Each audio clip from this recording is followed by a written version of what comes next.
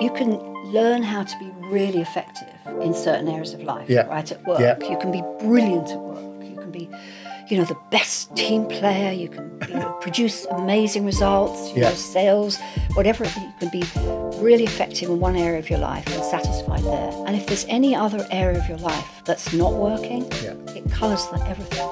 You can have a great relationship, and yet you walk into work and there's that, I've got to get it right, stay out of trouble, and am I safe, and what do they think of me, all of that. That's very true. Hello and welcome to our latest podcast, and today we've got Jennifer Robinson with us. So Jennifer, to introduce her, is a personal and professional coach, and the reason I asked her to come on this podcast is I've known Jennifer for about 12 years now, I would think, mainly from when I moved down to Brighton and became part of a leadership seminar down in that part of the world, and Jennifer led those seminars, and she's been leading seminars for many years. And the reason I wanted her on this podcast was because we talk a lot about leadership in our business coaching, and there's some very specific things that people can learn about themselves, about how they can, one, lead themselves, and then two, lead their staff or their teams, and have that be a real part of how they get to be successful. So, Jennifer, let me ask you first, how did you get into personal and professional coaching? Where did that all start? Well, it started in 1977. Right. When my husband did a course. It was a global company that were leading quite revolutionary transformational courses. Yeah. And he went and did this course. I thought he was mad and tried to persuade him not to do it for quite a while. And then I did it myself. And the thing about the course that was so dynamic was it gave me a new perspective on myself and life that I never even imagined before. So like being picked out of the water and thinking, goodness, this is what I've been swimming in. So I participated with that company for many years. It's evolved over the years. And then, as you said, I started leading seminars for the company. Led about 70 seminars to anything between 60 and 300 people. Yeah. In person, and then later online. Yeah. And then, as you say, in Brighton, we were doing seminars in Brighton for a quite large number of people that participated in those programs. So, yeah. So if I said to you over the course of those years, what would be the one biggest thing that you could say for your own life to start with would be like, actually, that was never going to happen, or life was never going to be that way if I didn't do that course and start learning about yourself? Well, big question. It could come at it from a number of angles, but I remember when we did the course, they asked you on your form, what do you want to get out of the course? And it was right there for me to say I wanted to have great relationships. At the time, I was 27.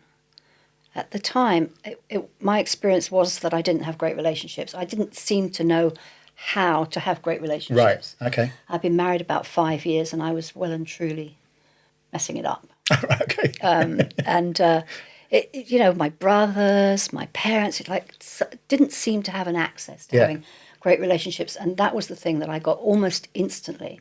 I discovered how to be with people and what it was about relationships that work. Yeah.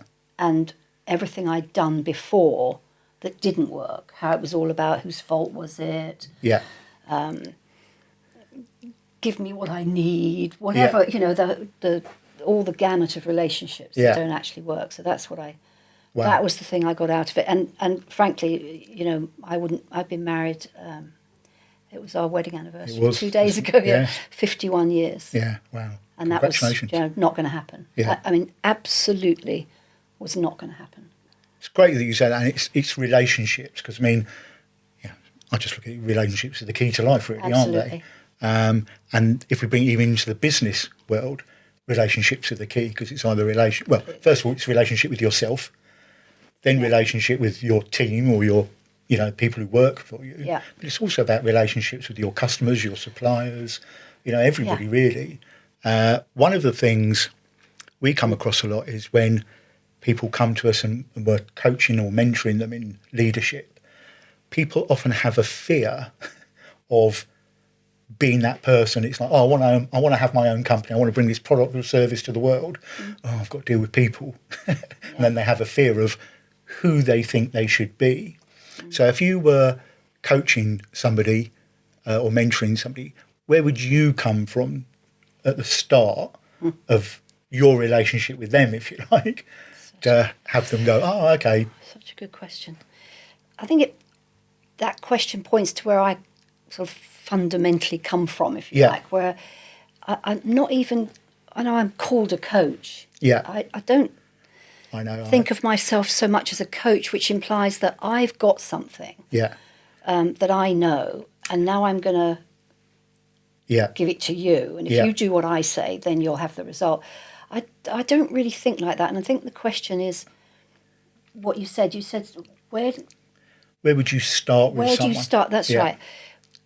Where I already am from my own work and discovery, and the work I've done with thousands of people over the years, one-on-one and in big seminars and in teams, is where I'm coming from is people are already okay. Yes. They're already unique, great, everything you can think of. That people are already okay. Yeah. And then during the course of one's life, stuff happens. And that the stuff that happens it's what I found out for myself. The stuff that happened wasn't the problem. It was what I decided about myself. Like I'm not lovable, or I'm not smart, or I'm never going to be popular.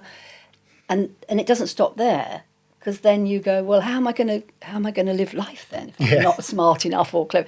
Oh, I better be more of this. I better be determined, and I better be really, really nice so people really like me. I tried that one too, to be really nice. I can relate to some of these. But that's great, Austin, because that's the point. Is the work I do with people really works? Yeah. Because there's something fundamental to being human that's common to us all. Yeah. So in conversations I have with individuals and with teams, wherever people are, it comes out in the conversation what the stops are. Yeah. And there was something else you said. I know you work a lot with businesses, teams in business.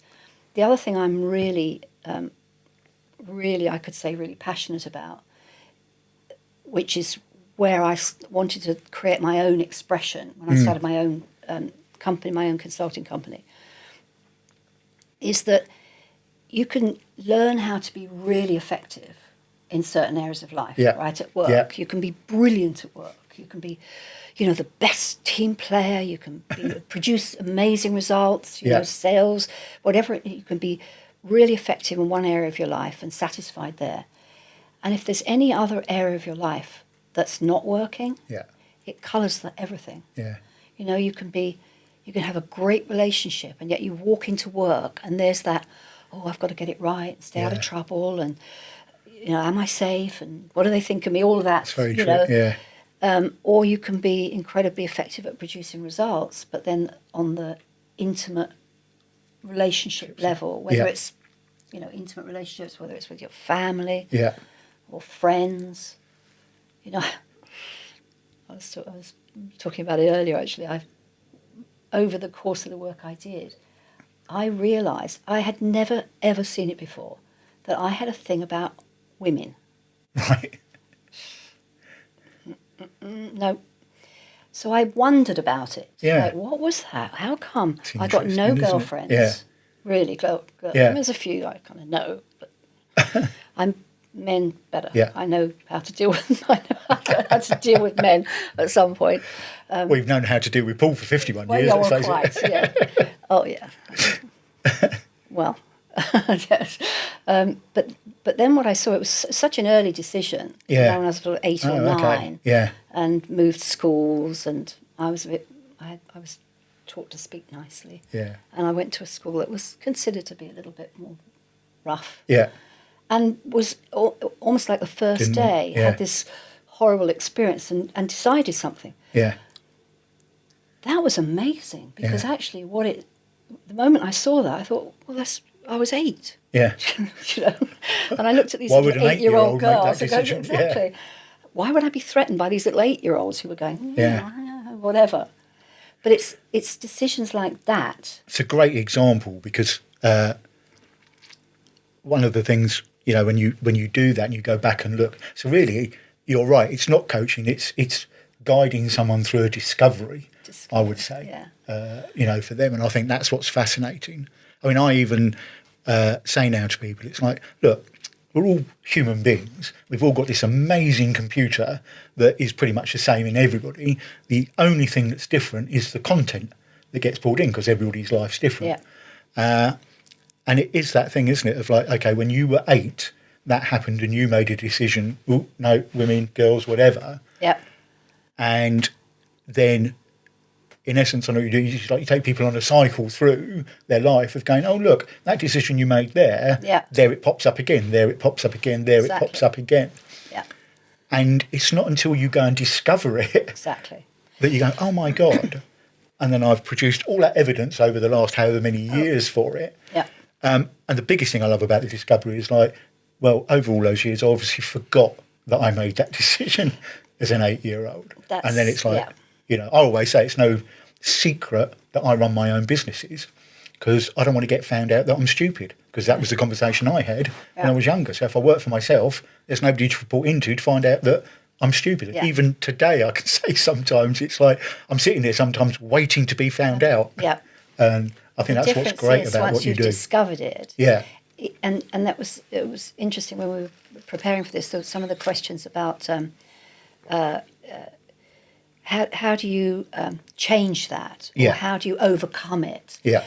That's not where I work at all. Right. Because I think there's a lot of great work done. I'm not saying there's anything wrong with that. There's a lot of great work done. If you've got, you know, if you lack confidence, or you know you're not great in relationships, you can go and get, you know, coached in how to overcome it and fix it. My experience has been the more you try and fix something, the more it's kind of gets if you get, actually there's nothing to fix. There's something. My favourite word is discover, because if you look it in the dictionary, if you look it up in the dictionary, it says to find unexpectedly. All right. Or during a search. So that, when I heard, I was like, perfect. That's perfect. So, okay, that's what we going do. to find something unexpected. Yeah. And it's the unexpected nature of it that makes the difference. If you already know it, that's why fixing and changing doesn't have the same impact. Yeah. Because it's all still in the world of what you know. I know I'm stupid. Yeah. I already know I'm stupid. Yeah. So I need to find ways to cover that up and survive it, rather than going, actually, I made that up. Yeah. It's not, I mean, sometimes I'm stupid, but, you know, not like a thing that I am that I've got to overcome. Yeah. So a lot of the work I find, you know, unimaginably rewarding is when people discover something that was hidden. Yeah. And it opens up. It's not, oh, now I can overcome it. No, now every time it shows up, you can see it. Yes. Like you was just saying, well, those years later, you can go, wow, it's still, you know. Still there. Still there. Okay. I think that's the thing as well, isn't it? It's, you know, the comes under the guise of limiting beliefs that we have of ourselves and that. And what I've sort of found is that whatever it is I say about myself, like I was no good at maths, absolutely rubbish. And that's why for many years shied away from the whole finances of business. And that was like, I can't understand. How can I read a profit and loss account or whatever? Even when I discovered the decisions I made for myself when I was younger and then can overcome them, it's not like those thoughts go away. Like I just said about, you know, I'm still waiting to be found out. Yeah. And I think that's what's the great thing, is that when, I mean, that whole thing about the maths is probably one of the biggest things people come to us with when a business is failing, and you start to look at them with the numbers, and you find out, oh, you you just haven't taken any notice of the numbers because you have this limiting belief or thought about yourself. Yeah. And that's one of my great joys is my absolute aim is for them to fall in love with the numbers in their business, because that's what will transform the business. Yeah. But you're right when you say it's not just about teaching them, because I can teach them how to do a profit and loss forecast or a cash flow forecast or how to get finance. The joy is in them discovering that they can actually find love in the numbers, if you like. Yeah. And then their business just takes off because all of a sudden there's a completely different perspective to it. Yeah. The other thing I wanted to ask you, because with people discovering stuff about themselves, that impacts in their self-expression. Like, I'm way more self-expressive now than I was years ago. Yeah. How do you see self-expression in people, and how can you try and get it out of them or impact them? You've done it with me, over the years. Yes. I remember those train journeys home with Steve and I going on at you. Yes. Self-expressed. But it's a massive thing, isn't it? 'Cause it is. And there's this, let me see how to say it. I think when you talk about self-expression, I think when people talk about self-expression, there's an image or a sense of what that means. Like, you are confident to express yourself. Yes. You can say, if you're upset about something, you can say it. Yes. That sort of, which it's not quite how I hear it. For me, self-expression, there's something about what there is to express that what we've been talking about so far, it's not about, you could be trained to be self-expressed or confident, right? It's still more on top of something. Yes. Rather than, what is it that, when you come to express something that you care about, I mean, that's for me, self-expression is, the stuff that you really care about, that matters to you. Yeah. Being able to express your love for people. Yeah. Being able to acknowledge that certain things you're not good at and you're not interested in, to actually be free to actually say, not just all the great stuff, I can express myself now. I can be like self-expressed and positive and upbeat and all that. Yeah. For me, what allows for self-expression, and I could just look where I am and my experience of myself as someone who's self-expressed is unimaginable from what I thought it used to be, where I could hold my own or certainly appear to be confident and say things. I could say things. So I'm self-expressed. I say what I mean and I mean what I say. Exactly. Sometimes being self-expressed includes not saying certain things. So it's more what you've been saying about when you can see what's in the way of you being free to express yourself. Yeah. Like, what do people think of me? I've got to get it right. Yeah. I've got to hide that I don't know that. All of that stuff, which is so, anybody watching this can relate to it because it's human being. Yeah. It's, exactly. It's the human being.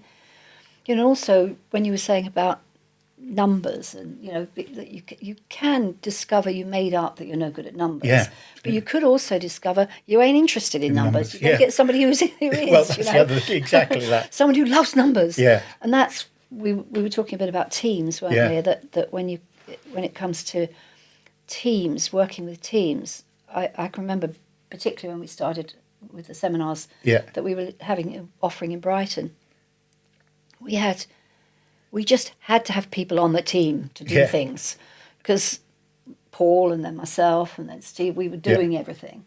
So sometimes I think and certainly in our company, we ran a company for many years, we were doing everything ourselves. Yeah.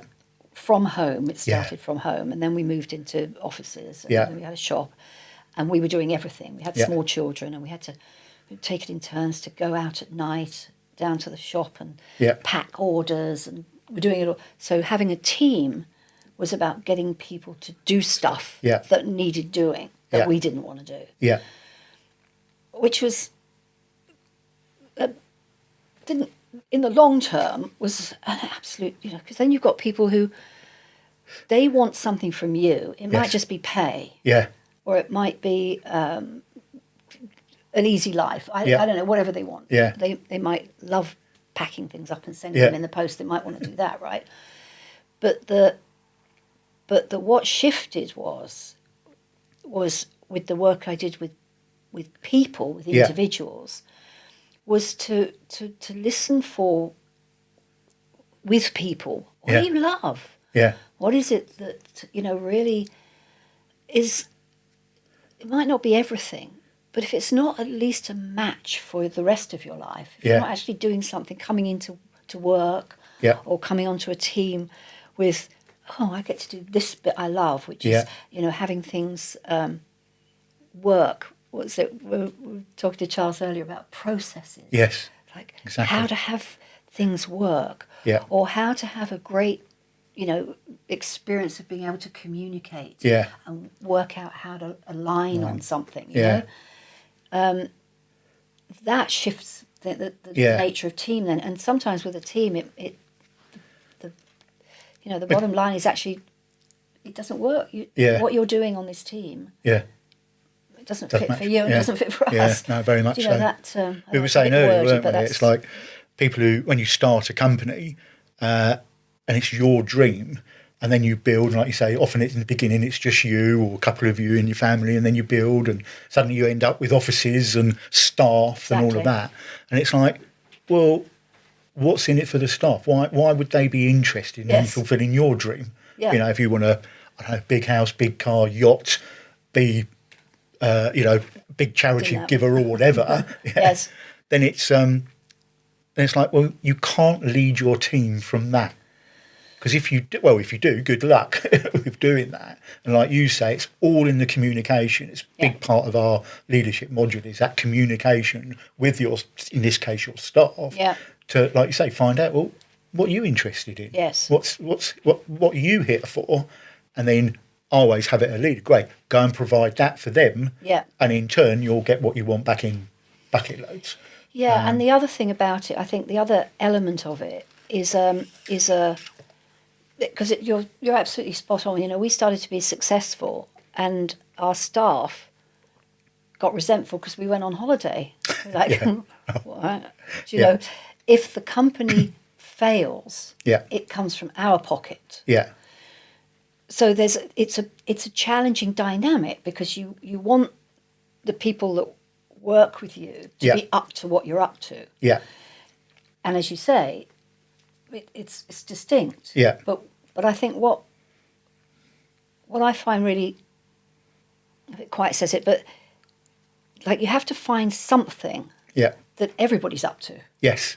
Whatever that is, even if it's an exciting, dynamic environment at work. Yeah.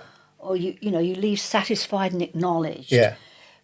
Because the other thing about it is that whatever's not working in your work, in your work relationships, you take it home with you. Yeah, exactly. And that's something that I, in the work I do, my commitment is that people can deal effectively in all areas of their life. Yeah. And sometimes things aren't working. People have incredible challenges. Yeah. But that they have the resource to deal with it, whether it's at work or in their relationships or their family. Like the whole thing works together. But it's all intertwined, isn't it? Yeah, exactly. Yeah. I mean, and we know, from, again, a lot of business owners that come to us, it is that thing of like, they work 24/7 in the business. Yeah. And then they're wondering why their relationship with their partner's failing, or they never get to take their kids to football on a Saturday morning or whatever. And again, we do as well, is like really bring it the whole life to it. Of like, look, if it ain't working at home, it ain't working at work, or the other way around. Exactly. And deal with that. Exactly. That's, that for me is, that's what I wanted to, I have been trained in it for many, many years in that, but often we work in even when people are doing seminars, they work in this area, right? I want to work on my health, or I want to work on my business. Yeah. And people, clients I've had recently, have come to me with something specific. Yeah. But it's never specific. I know, It's yeah. always who are you being, or what are you bringing to this, and you'll see it everywhere. Yeah. And it's really interesting you say that, because we say, I mean, the buzzword is mindset at the moment. Everything's about mindset, and it's in every course. I like to actually call it heart set, because I think, well, that's a computer, so that's not you anyway. That's just churning out stuff. Doing a great based job. based on whatever's the content is getting poured in.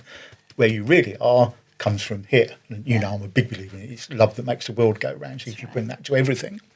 What was I going to say? It's like I say, we could have the 5 modules of flame principles. So it's finance, leadership, admin, marketing, and engagement with your either your staff or your customers.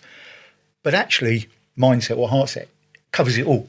We actually particularly cover it in leadership because it seems a good place for it to fit. But you go into the marketing module and you'll be going through there, and somebody will have a conversation with themselves about marketing, especially in this day and age of, and you're just, finding out now, you're getting going with new era of everything's online, everything's digital.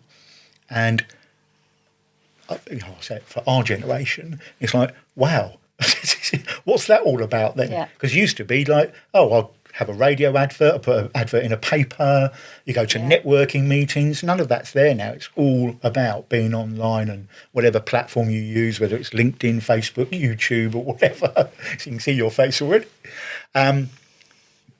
But that's what people need to learn. And again, you can teach them how to go and set up a YouTube channel and put content out on it. Most of the time, it's like the person might be going, I don't want to show my face. I don't want to put my face above the parapet. I've did that for a long time. It's like, I have a company up, I'm hiding behind it because I don't want to get found out. It's still that conversation going on. But at some point, you've got to work with people to have them transform, if you like, their own beliefs. And have them sort of come into the modern age, if you like. Because, if a business came to me and said, I don't want to do any of that, I'm just going to put an advert on the back of the local paper, like, well, good luck with that. It's just not going to have the same results as it did before. It's very good. It's very challenging, actually. I found it. All I knew to do was to have a website. I just have a website. Because then I have something that I can send to people. It's reference point, isn't it? And the creating the website was one of the most challenging things I've done, because I had to deal with my own thoughts about myself. I could hear my mother saying, Jennifer, don't show off. So you can't big yourself up too much.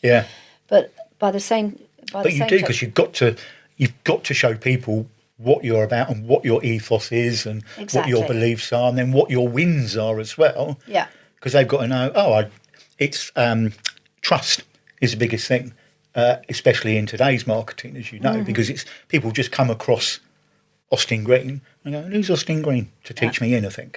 And you've somehow got to build a level of trust there that people can then go, actually, I will come and engage with you, rather than just flick past you. I think one of the things for me about when I did it, and it kind of fits with all the conversations about, kind of being a leader.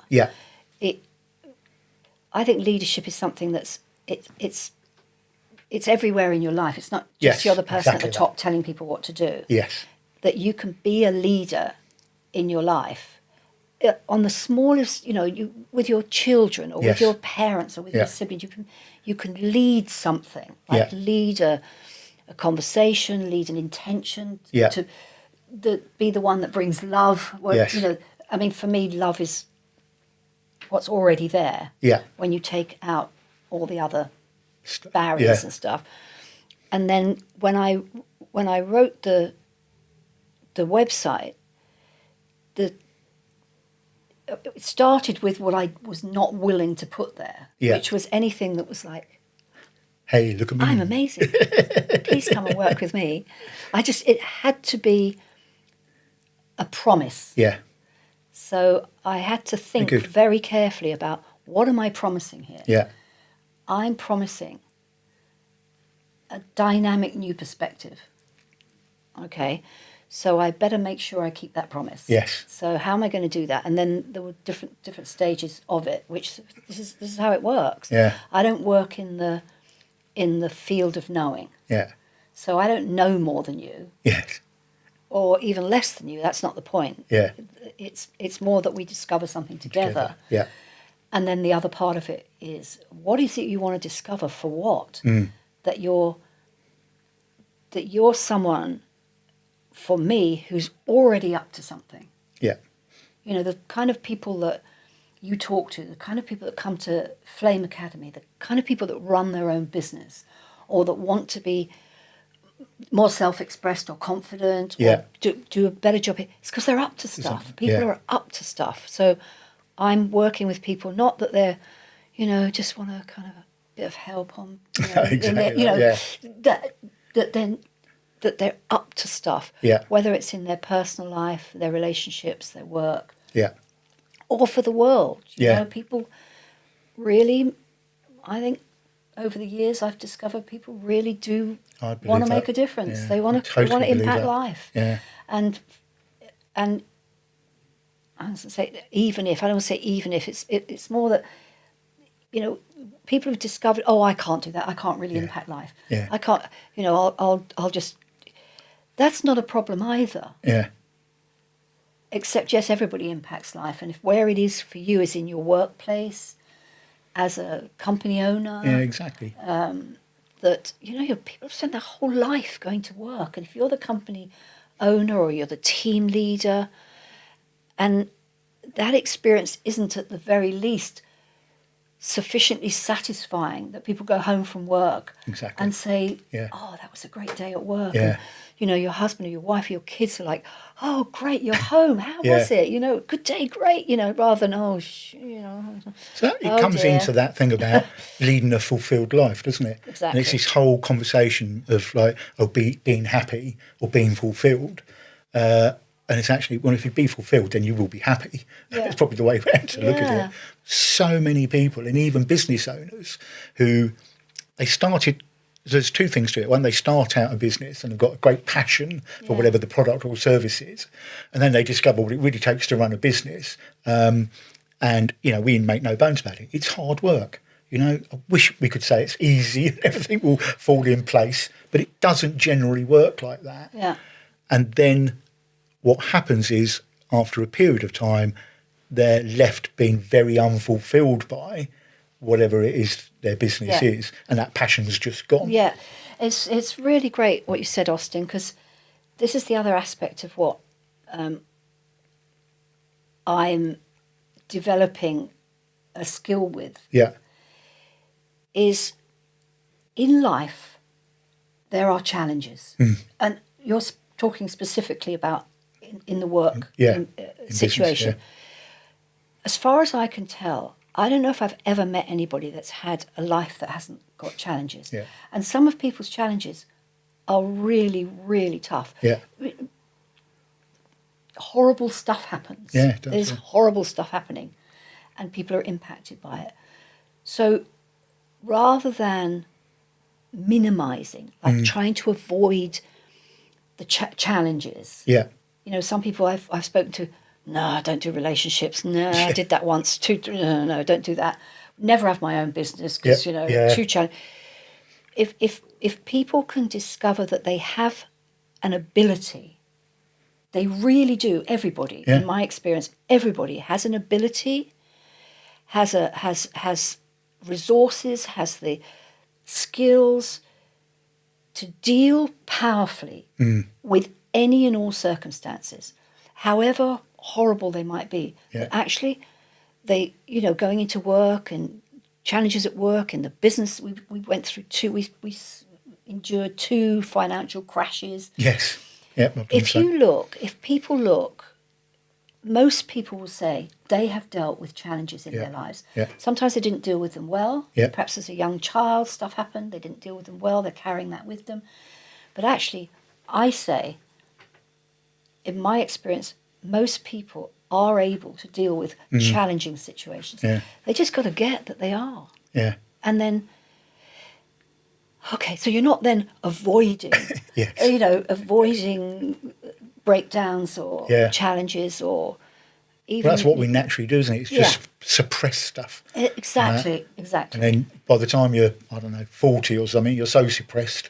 It's like, how's life ever going to be fulfilled for you? Yeah. And then you get life, there's the what I find the most challenging thing about life is the uncertainty. Yeah. I don't like uncertainty. I like to know. I like Yeah. to I found that in, well, I think you know because we spoke at the time, but when COVID happened, the lockdowns, it's like, well, I'm running my businesses. I'm all about a plan. Yeah. What's happening for the next 6 months, financially, operationally, sales-wise, whatever. And I think I told you, I just sat at the dining room table, not able to go out going, I don't know what to do now. Yeah. And that really affected Yes. the mental health side, Yes. if you like. Yeah. So I'm the same. It's all about planning. The other thing I use with people now also, not use, but say to people is like, given that we have this supercomputer up here, that if you start to realise that it's like, it's churning out all this stuff based on decisions I made when I was an 8-year-old girl or whatever. It's fascinating. Why wouldn't you want to learn how your brain works? And if you're going to run your own business and be successful and have all these dreams and aspirations and passion it is for what you want to do, surely one of the first things you've got to do is, well, who am I?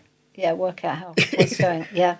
And really discover that. And then it's like, oh, okay, now I can go and deal with. Because like you say, it might be, I get that I'm not good at maths. That was a conversation I made up. But actually, like you said, I'm not really interested in numbers.